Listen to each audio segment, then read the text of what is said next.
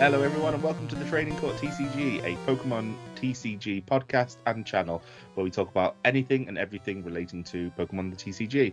I'm Jay and thank you again for joining me this week, and I'm also joined by my fellow co-hosts Andy, Kath and Al. Hey guys, you right? Hello. Hey, hello. Hello. So, let's start off a bit of interesting news actually. We've got our first sponsor for the podcast and the channel. So I thought we'd talk about that first. We have our first sponsor by the way of Pokédex for You. So Pokédex4U.com is a website and a service provided by one of our good friends and fellow Pokemon community members called Sam. He, as per the title, he's Pokédex for You. So he basically provides a Pokédex, Pokemon competitive Pokemon decks ready for play. He does GLC, expanded, standard, all bespoke and all there ready for you to kind of take on and go and play without having to worry about getting that piece of card market, that piece of eBay, that one off Facebook. It's all in one place. So we've actually known about Pokédex for You for quite some time. I think we've actually used the service as well. I think, Kath, was it your first deck was from Pokédex for You? Yep. Wheezing. Galarian Wheezing, wasn't it? My first. And I think Everyone Andy hated me. My Yeah, first you're not liked. from Sam as well. Yeah, I think it was What a was birthday what was present, your was deck? So the first one I got was Mad Party. Right. And then obviously Jay got me Malamar. That's right, yep. Yeah, Rapid Strike Malamar, because you wanted to use that deck. Yeah. So I spoke to Sam, and he sorted us all out, and it can, like I said as before, it's completely bespoke. So if all the lists obviously can be made bespoke to what you want to, how you want to run the actual decks. So again, the link is www.pokédex4u.com. We'll put obviously the link in the description, and I think the logo will probably be flying around somewhere here. Whoever's doing the editing will be flying around here. Also follow him on Facebook and Instagram and on Twitter, because he does do regular discounts and 10-15% off. Like I know there was 15% off his decks the other day. He's a big supporter of ours. We're a big supporter of him, so we just thought it made sense, and he was our first sponsor. So again, guys, go over to Pokédex for You and say hey to Sam and tell him that the Training Court sent you. So after that push, we'll talk about what we've been playing this week. So I'm going to start with Kath. What have you been playing this week? Don't come to me. I haven't played much. Well, last week I chose Al and he hadn't played much either. So I think me and Al probably letting the side down a little bit, to be fair. You've not played anything, no? No. Well, live, but What still. have you been playing live? What have you been playing That live? counts as playing. The fairy counts. Yes, it does. I don't know. Andy then. I think so. Andy, what have you been playing? So we went to Fanboy on Monday, and I pulled out the Reggie deck. Made a return since Liverpool. Yeah. I was rusty, and that's putting it lightly. So I changed it to the list that Rahul's running at the minute, and I didn't do very well. It's just picking it back up again. I probably should have practiced a few games on live before I'd gone down. I'd made a massive. I could have got a time one of the games if I'd have promoted the Reg Ice and used Blizzard Bind. Okay. But I didn't, and that cost me the game. I played Tom, who I played at Liverpool. And then he was playing Lost Box, and we were both down to one prize each. And he just pulled out the Dragonite V and promoted it. I was like, deal with that. So I think I put the Reggie Drago in the active to use Dragon's Horde, and then ended up just attacking with the Drago rather than scooping him up, promoting the Red Ice. I used the Blizzard Mind. I probably could have got a tie out of that because he wouldn't have been able to hit me back. Yeah. I think it's just more about consistency, isn't it? It's the first time you've used it in a month and a half since Liverpool regionals, so it's just about consistency and using it again. So, Al, have you been playing much this week? I have, and shock horror, I've been playing Lost Box. I actually did try a Lugia.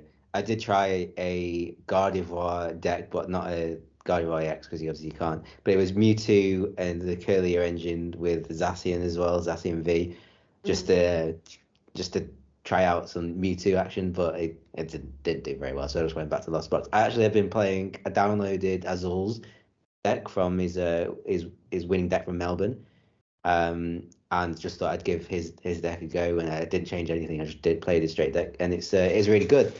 And there's Zera Aura came in very useful. It's a Lugia. Yeah. I think I posted it on Instagram. But yeah, it was because I didn't actually do the math correctly when we first saw the deck last week. I was like, how's that going to do enough damage? But it does. And one shots the Lugia V. And yes, it does. And then he quit. But it was it's a good deck. And I didn't really use Dragonite V. Huh? I said I know it does knock out Lugia. I know it from experience. Good. But yeah, I played a few games on that, and yeah, I probably won't play Lost Box post rotation. I'm trying to see how Gardevoir and Miraidon do. Another. Bet you do play Lost Box Giratina. I didn't play Lost Box Giratina, no. I bet you do. I bet you do. It's amazing. I bet I do. Okay, it's yeah. like the top deck. If it does well, then probably. I'm sick of Lost Box. I am sick of it myself. I want something new to play. But I just know how to play Lost Box, so I play it. I felt the same. I felt the same when especially after Liverpool, I felt very burnt out of Lugia. And then I looked at what I've got and I was like, well, Lugia's still the best deck in format, so I'm just gonna keep playing Lugia. Yeah. So yeah, I did. I went to Fanboy. I went to Geek Retreat last Saturday. 1-2, lost 1. Could have got the tie, but I prized my last energy. So I lost 2-0, unfortunately, to a Lost Box Giratina. But yeah, and then I won 2, so I did okay. And then Fanboy changed my deck up a little bit. Which we'll discuss about later because I actually imitated one of the winning decks from the regionals, regional wins over the weekend. So tried that out on Monday and it worked a treat. It worked an absolute treat. I also played Tom, who Andy played, and again it got very close to. It was very, very, very close. We both had 1 prize card each. He got the win purely because I had no energy in deck to attach, and I needed 1 energy card, and I just didn't have any more energy. Unfortunately, I had one of the worst starting hands I've ever possibly had, whereby I had a Dunsparce and a Manaphy as my opening hand for Lugia, with no ball search, and a handful of energy, and Lugia V-Star and a Professor's Research. So I had to. And you only play 1 30-minute game, don't you? You do. That's it. That's your game. So I had to Professor's Research away 3 energy in the first hand. The second hand was just as bad, and I had to research the second time. I had to research the second time for another 2 energy. So in total, out of my 16 energy I run, 5 got put in the bin before I even got a Lugia on the board. So the fact that I pulled it back was quite good. I played really well to bring it back. It was just unfortunate. I needed 1 energy. If I just look at the draw or something, if I just had 1 little bit more, I would have won that. But yeah, it was really good. It's one of the closest games I've had in a long time. So I'm going to be using that deck again this weekend. I don't know if you're running Reggie's again, Andy, or yeah, I probably will too. Yeah. Is Kath making a return to in real life gaming this weekend? That's not a no, but it's not a yes. Yeah, that's a maybe. Yeah, it's a maybe. Yeah. The voice went up.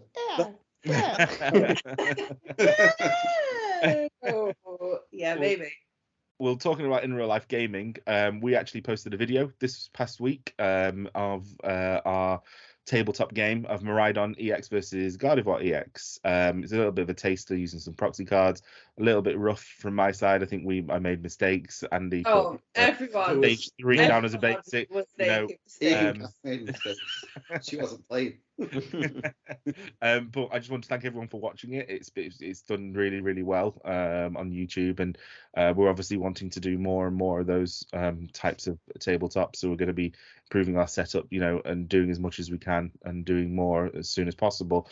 Any recommendations for decks you want us to try, or any recommendations in general, always let us know in the comments, and we'll obviously adhere to them, and we'll always try that. But apart from that little plug, second one of the video now. I thought we'd best probably crack on and have a talk about some results this weekend, because we actually didn't have 2 tournaments. We actually had 3 tournaments. So the first one we'll start with is obviously the regional in Knoxville. It had just under 1,200 players, a very, very large event. 1,139 players. Wow. And it was won by Andrew Hendrick, which is a back-to-back win now for him. So he's done very well. Again, he played the Lugia Archeops list. Looking at the list, there's not really anything different, really. I'll share my screen just to show what the list was. However, it seems pretty generic Lugia, really, compared to the one that won Pokemon. Sorry, spoilers. I always think we always say this. We always say this, that the Lugia decks that do the best are just the straight, just consistent Lugia decks that are able to get the Archeops out and in the discard. They're able to get it back out onto the bench with Lugia and just start hitting hard. Those are the best ones. Yeah, it really speaks volumes to his skill as a player. Yeah, like massively so, everyone, there must be so many other people who've gone in with those same 60 cards. Yeah. And yeah, for him to win back to back against whatever comes up his way, direct counters, like it's got a way of everything, really. Weezing. Yeah. Well, that then goes to the obviously the person he played against for the final was Brandon Salazar, who played an Eternatus Weezing deck. So just obviously getting that deck up. I played an Eternatus Weezing deck the other day. I didn't play very well, but I had to manually attach energy because I did not get an Archeops on the bench at all. He just completely stunned me. The difference between this deck and obviously the deck I played against was Aerodactyl V and V-Star. They were running a 2/2. So obviously he was using the Aerodactyl V-Star ability, where as long as that Pokemon, it doesn't have to be that specific one, as long as there's an Aerodactyl V or a V-Star in play, there's no abilities whatsoever. So I had Drapion V is quite interesting because that'd be I'd say that'd be for the Mew matchup, wouldn't you? Yeah. So Eternatus should already be able to one shot Mew. But this one shots it with no energy cost against a Drapion doesn't really make a difference. You just get it out. As long as the Mew's set up, get it out on the bench, put it in active. Yeah. It hits. It absolutely kills. I'm looking forward to saying goodbye to Galarian Weezing. I'm not. Why? Yeah, it's horrible to play. It's so horrible. Yeah, it's so annoying. When I used to play and it was just 4 coughing and 4 wheezing and that was it. Like, it was a lot of fun. Yeah.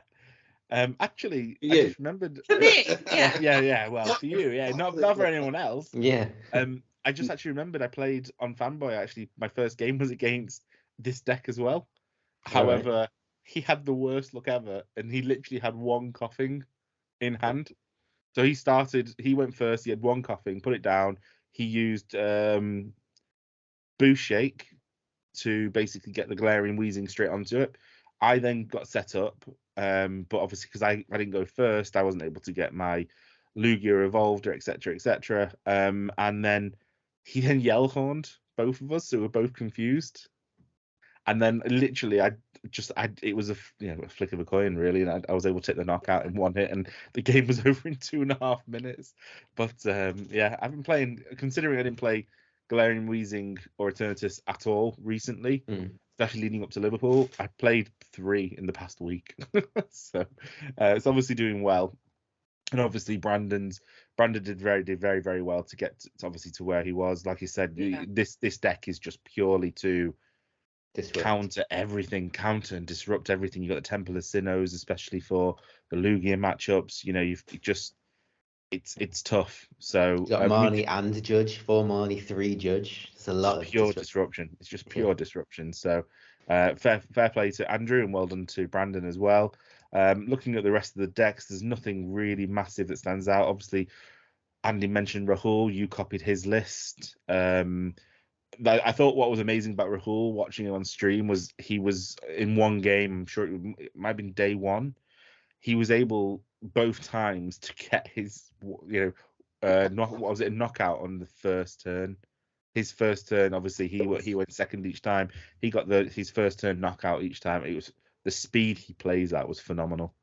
And I've seen him slowly creeping up the ranks as well recently. He's been getting a lot better finishes. You've got your traditional Lost Box Nicholas Moffat, Piper, who won with Runner Regionals last season with Lost Box. She was playing the Inteleon Palkia deck, which which we discussed in episode 2, I believe. So yeah, nice little link. Go and check that out, because we discussed that deck, and it's one that I've made and I'm looking forward to trying, but I've never not tried it yet. And then we've got Vikavolt, just the standard really, and nothing really that blows our socks off. Moving on, then we've got the regional in Bochum, 767 players, so just a bit more than Liverpool, and it was won by Miloš Direlika. He ran a Lugia deck, which I wanted to run before Bochum, and I even took the card and to Fanboy, and I said to Andy, I said, "What do you think of this? I'm playing this." And Andy turned around and said, "Nah, too much. Keep it simple." And then the next week it goes and wins a regional. So I actually made this deck. I tweaked this deck myself and made this, and it runs incredibly well. The Vikavolt is great. The Vikavolt was really good. Just stopping, I played a Lost Box, and just stopping the Lost Box using any items just stops them. The amount of time they just drew, flower select, pass, drew, flower select, pass. That was it. So that's where I was able to, after such a bad start, get my momentum back up. But again, it's, for me, I always worry about playing only two Lugia V stars. Did you only play 2 Lugia V stars, or did you play 3? I played this exact list. So. And how was it with the 2 Lugias? Yeah, I never prized them, but you can prize them. You can, of course, you can. Yeah. So I think I played. The last game I played, I had possibly the best start I've ever had with a Lugia. I started with a Lugia V on the bench, on the active spot. I had 2 Archeops in hand, an Ultra Ball, and a Lugia V-Star in hand, and an Energy. That was my starting hand. So my turn 1, I was able to get 2 Archeops on the bench, in the bin, and 2 Lugias on the field, one with an Energy, and had a Lugia V-Star in my hand, ready to go. So I went first, and I was ready to set up straight away. So it was the best. What is what's the order of turns with Vikavolt? Because you just want to keep Vikavolt there and just keep item locking in. But at what point do you stop? Until he gets knocked out, or because especially if you're playing against Lost Box, they're pretty much locked.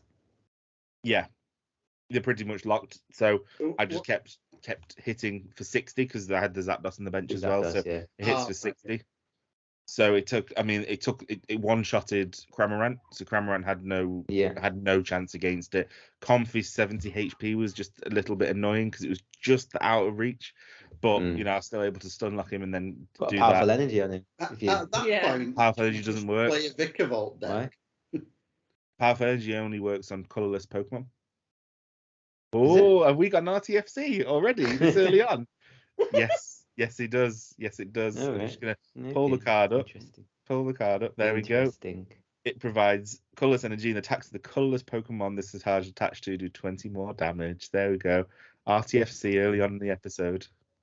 Cap's literally leaning Cap's into checking this. RTFC. Judge Kath on I'm, the on the case. I'm just. It's. I trust me. It is. It's. I've Well, it tried says it here, so yeah. It does. Yeah.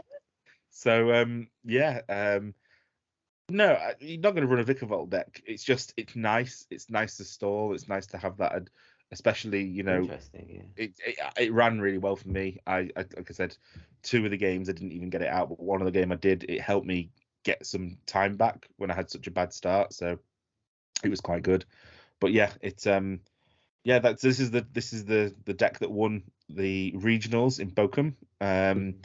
The other top 6, you're looking at the Hisuian Gudra, which again, Gudra lost zone box, just seems to be sticking around, just how tanky it is really. We've talked about it many times, haven't we? And I do want to run it, but I've seen it brick so many times. So's Lugia. That's the problem with it. Is it just a straight lost zone Gudra? Yeah. It'll be so this is the list. It'll be the Comfies and the Colress, which is the draw engine really. The rest of it is just pure tanking, to be honest. Gudra, Temple of Sinnoh, pretty much it's Mirage just Gate. Straight last box, Mirage Gate with Temple of Sinnoh and Gudra. Not even bothering with Sableye or only one Cram. Yeah, it's just Cram's probably just for an early attacker, isn't it? While you're getting your Gudra powered up, etc. You've got the Battle VIP pass. I've built it, and I've seen it brick many a time. So I've not had a go of it yet, but there's plenty of time post rotation. But yeah, I mean, there just seems to be a lot of Lugia Mews. There was one Mew actually knocking around in Knoxville. Did you guys see this? It was Andrew Mahone ran it. So he's better obviously known as Tricky Jim. And I quite liked it. And I actually, again, I played this. Mew Flying Pikachu. Mew Flying Pikachu. So I built this on Monday and I had a quick game against someone whilst waiting. And it's quite good because the Flying Pikachu is purely there for it's Lost Box and Reggie's. Right. Yeah. So because Flying Pikachu's ability is Max Balloon for 160 damage. But during your next opponent's turn, prevent all damage done to his Pokemon by basic Pokemon. Yeah, that's really annoying. I played one in Liverpool. Just had to keep trying it in his bench and bossing him up. That's all I could do. And it's a free. It's good against Drapion as well. If someone slaps you Mew with Drapion, they just put out Flying Pikachu and then that's it. They've got to rely on they've obviously got to then rely on bosses' orders or cross switches or escape ropes, etc. But I built that and I'm tempted to run this. I'm tempted to run this deck or Lugia at the weekend. Given how many Mews are at Geek Retreat when we play, I'm probably going to go with the Lugia. But yeah, it's quite interesting. It's really interesting to see what people come up with to combat other decks, isn't it, really? Like I said, ADP, which is obviously a world's champion deck, which is coming out now, coming out soon, Arceus, Decidueye, Pikachu, that came about purely to combat Palkia. And there's always, combatants, and Mew seems to be evolving more than ever, and it seems to be doing well and it's sticking around.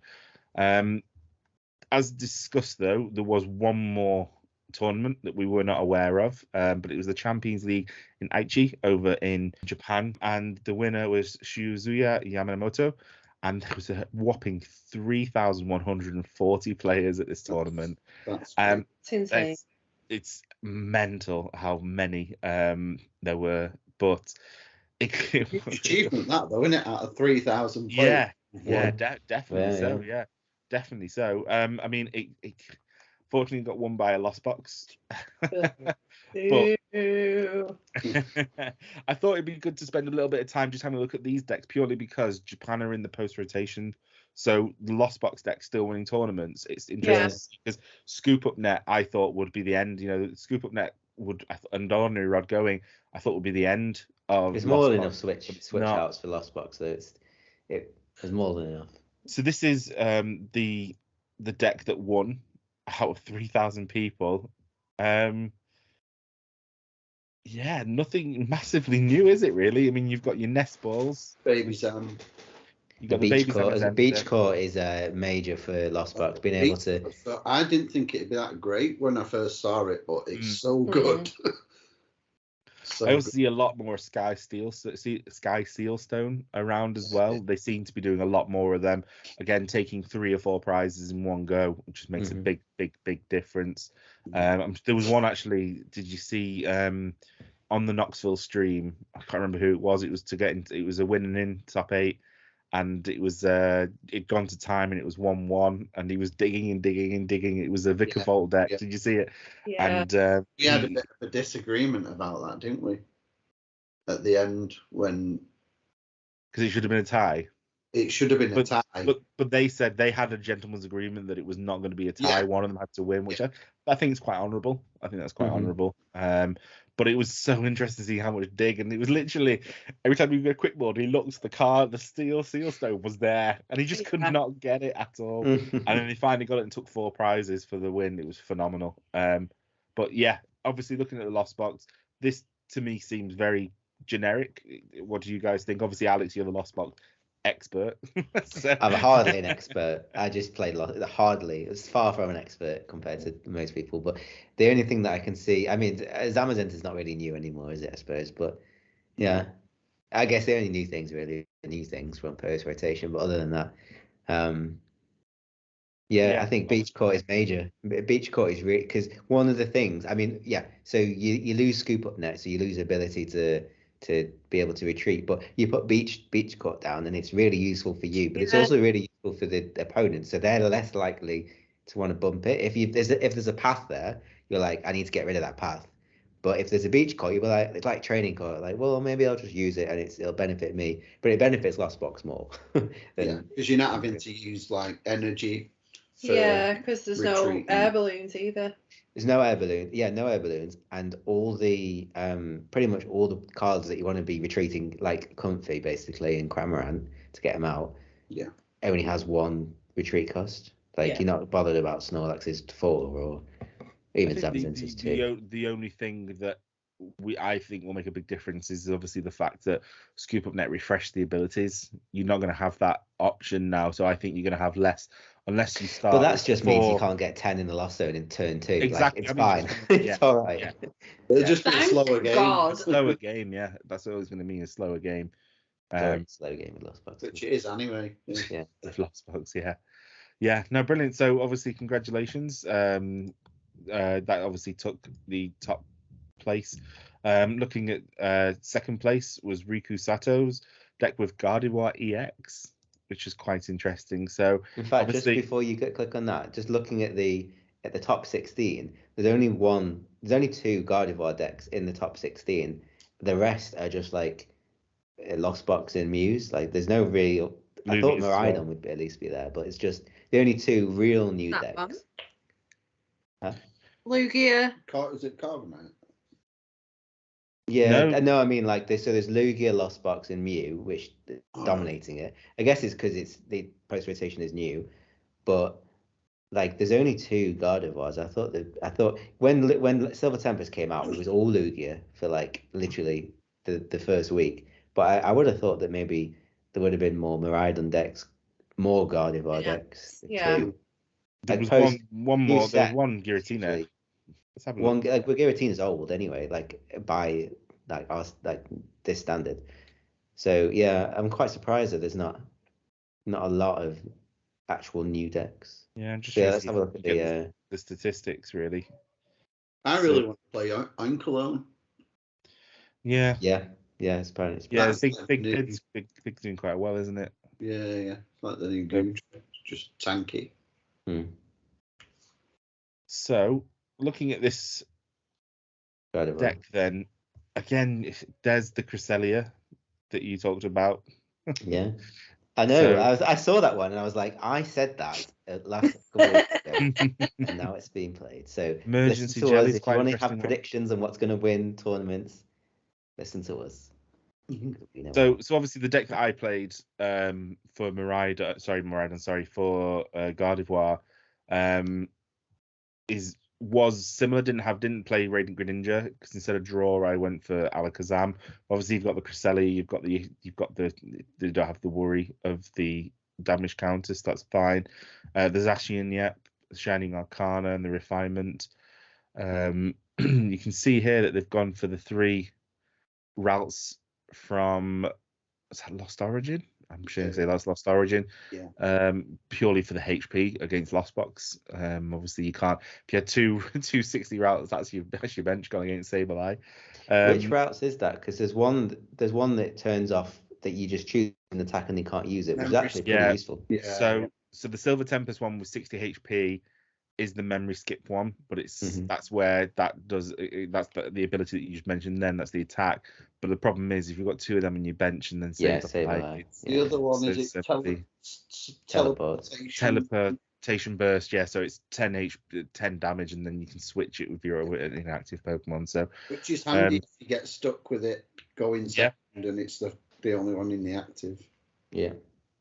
So there doesn't seem to be much new here, apart from obviously Gardevoir itself is the main attacker. Obviously we discussed this on the tabletop gameplay. It's a really good card. But yeah, it doesn't. There's level ball, which seems to be more pertinent. Miriam got some in play. Shuffle up to 5 Pokemon from your discard pile to your deck, then draw 3 cards. Pretty good. So yeah. Not surprised that's in there. And then there's Arwen, sorry, not Arwen, that's Lord of the Rings. Arwen is from Scarlet and Violet. Search your deck for an item card and a tool card and put them into your hand and shuffle your deck. Again, I can imagine it's quite handy, getting, looked here like, the Sky Seal Stone seems to be getting quite a lot of play at the moment as well. So it seems to be quite a common thing, and it's a good deck. It's good to see the Gardevoir is doing well. As Alex said, though, I'm quite surprised there's no Miraidons there. There's nothing else really in the top 16. Should we have a look at? Should we have a look at the other Gardevoir? I don't know if you were going to, but just to see if it's different. So this one got 7th place. Let's have a look what the main difference is. Okay, so instead of the Cresselia, you've got Galarian Articuno. You've also got the Gallade, which with the Buddy Catch ability is really good. You've got I want to use the Articuno over the... Sorry, go on, take over. Still only 2 Gardevoir, though. I thought you would probably want to play 3. And that one's gone for Clara over Miriam. Yeah. They're probably like the Lugia mentality, because Lugia is kind of a support Pokemon. You just need it for the Archeops, and it does good damage. And same with the Gardevoir, it's more like you just have it on your bench and you need it there to be able to accelerate energy. I think actually the Articuno is pretty good because it does 120 to the bench and you have to discard the energy. So you could just keep doing that. But you got to remember the Galarian Articuno has the ability Cruel Charge, where if you've got 2 when you put it down, if you've got you can put 2 energy, you can attach those 2 and an energy, and then look Thornton straight to a Gardevoir EX. You've got a full Gardevoir EX fully stocked up with energy, ready to go. I wonder if that's quite interesting. I don't never even thought of that, to be honest, but it's quite good. Again, you can't Thornton to a stage. You can only Thornton to a basic, I think. Yeah. You got to swap a basic for a basic, and all the turns stay in play. So. Yeah. Oh, okay. So you haven't it straight away, as long as it's been there for a turn already. Is there rare? Well, there's rare candy. They can swap it for a route and then just rare candy it to the Gardevoir on the same turn. On the same turn, yeah, they could do, yeah. Sorry, that was my I jumped the gun there. You love just putting Gardevoirs down on the board when you're not supposed to. I do. Again, Temple of Sinnoh seems to be the play for Lugia matchups. Sky Seal Stone to take the additional card. Emergency Jelly seems to be getting a lot more play recently. So that's getting a lot more play, so it's quite interesting. How many energy does he play? 11, which is how many I played as well. Yeah. I play 11 in my deck. Fog Crystal, play Fog Crystals. There was none in the winning deck as well. And then Agatha, which is move up to 3 damage cards from your active Pokemon to your opponent's active Pokemon. So again, that's quite a handy little card. And then a card that I didn't think would see any play when it released was Worker, and it is now seeing play. Yeah. Draw 3 cards and discard a stadium in play. I think that's quite good. I've seen that on live quite often. Lugia players will play it to get rid of Path to the Peak so they can. And you're drawing as well, so it's great support. Yeah. Not star, whatever. So, summoning star. Summoning star. Yeah. Is the best ability in the game. Yeah. No, it's interesting to see really, but there's seems, apart from obviously the main Gardevoir EX attacker, there only seems to be 1 or 2 new cards. Really, didn't there? Nothing substantial. Let's have a look at. I'll tell you what, there isn't. There's no Reggies. I don't see any Reggies, unfortunately. Sadly not. Sorry, Andy. Let's have a look at a top 4 Mew deck. Let's see if there's anything interesting there.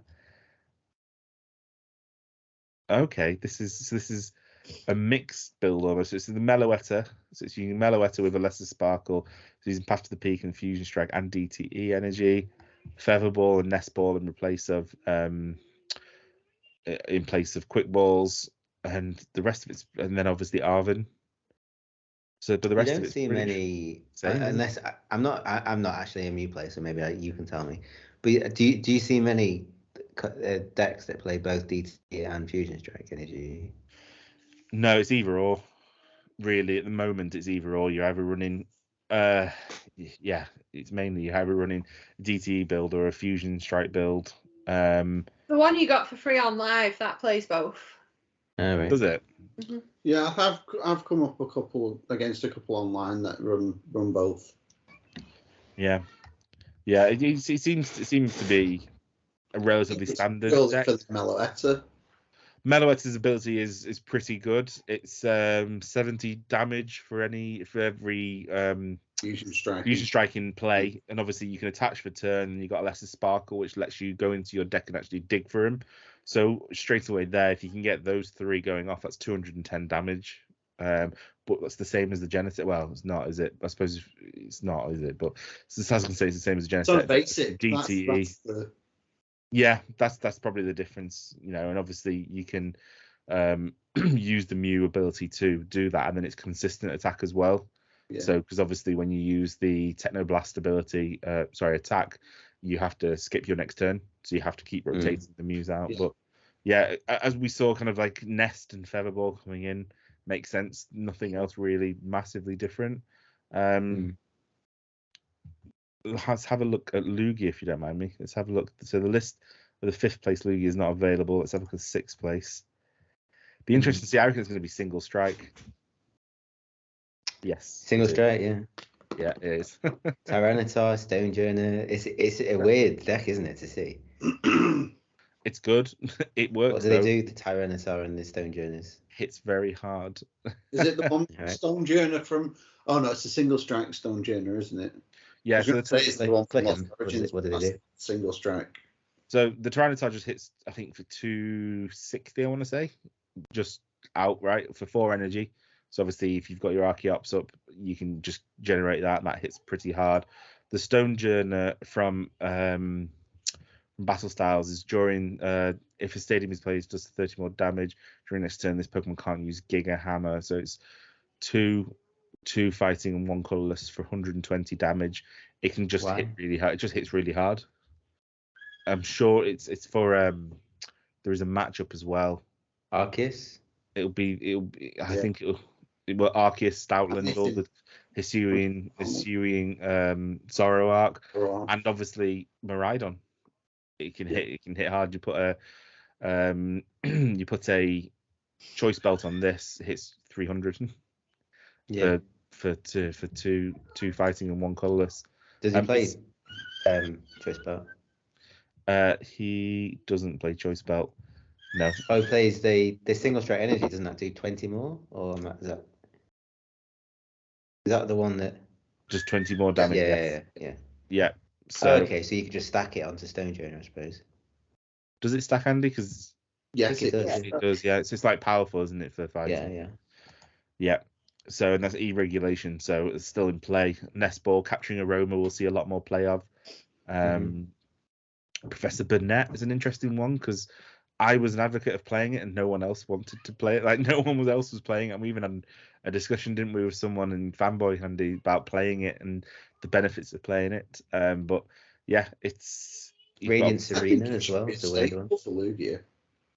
I would have thought so too, but it doesn't seem to be that way. We've got Urn of Vitality, which is obviously it lets you get 2 single track energy from your discard, so that's really good for Lugia because it's the first time we're able to actually get energy back onto the board, into our deck or into our hand.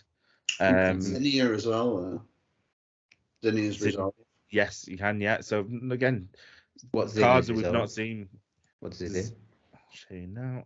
So in Resolve, you can place hand if you discard 2 other cards from your hand, draw a card for each of your opponent's Pokemon play. Again, if you just, it's like a Serena mix, like a kind of like a Serena almost. They're just trying to get this discard power that you can't get from Quick Ball anymore. Yeah, basically, yeah. We've still got Ultra Balls.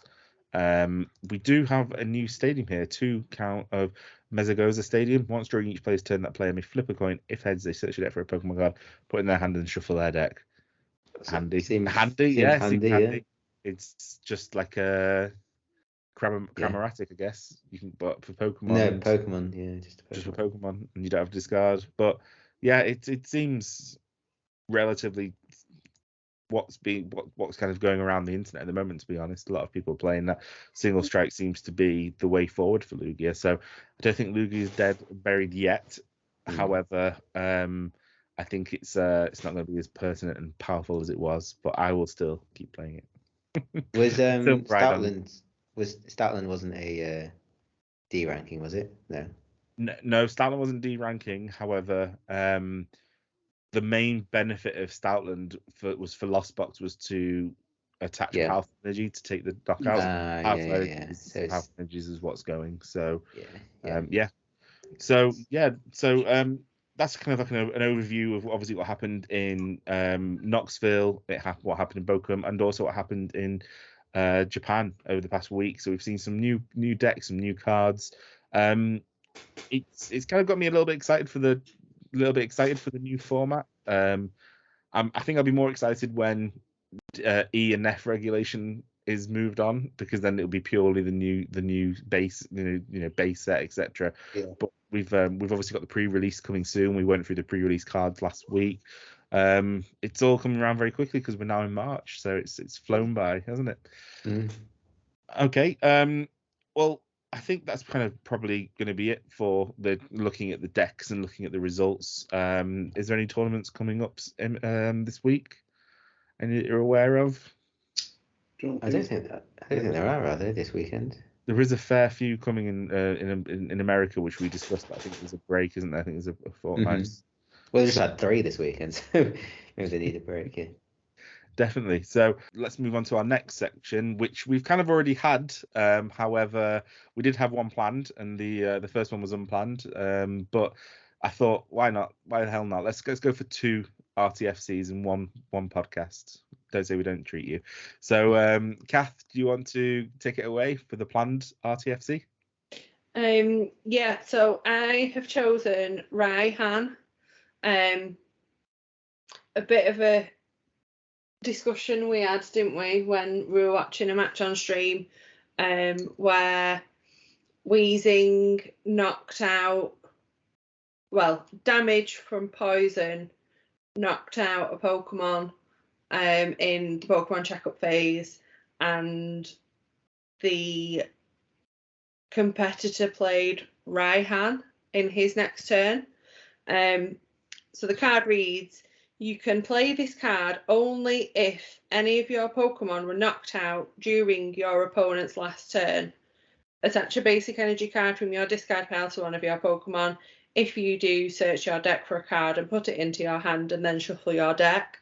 And the Raihan was allowed to be played. Something else got discussed, a misplay, and prize penalties were awarded, which was fine.